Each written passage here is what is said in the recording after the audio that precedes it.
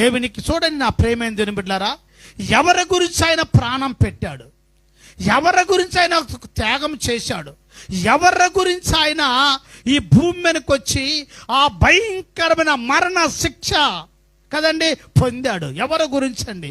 మన గురించి కాదా? నాలో ఏ పాపం ఉందని మీలో ఎవరైనా రుజుపించగలుగుతాన్ని ఆయన సవాలు చేసినప్పుడు ఎవరు ముందుకు రాలేదు. ఏ పాపం ఆయన లేదు, ఏ దేశమైన లేదు, ఏ వ్యతిరేకమైన లేదు. ఆయనలో పాపం ఉందని ఎవ్వరు కూడా రుజుపించలేకపోయారు, చూపించలేకపోయారండి. ఆయన నీ పాపము నా పాపము ఆయన మీద వేసుకొని మనందర పాపం ఆయన మీద మోయబడి వదక తేబడిన గొర్రె వలే కదండి ఆయన మౌనము పాటించాడు. దేవునికి మహిమ కలుగునుగాక.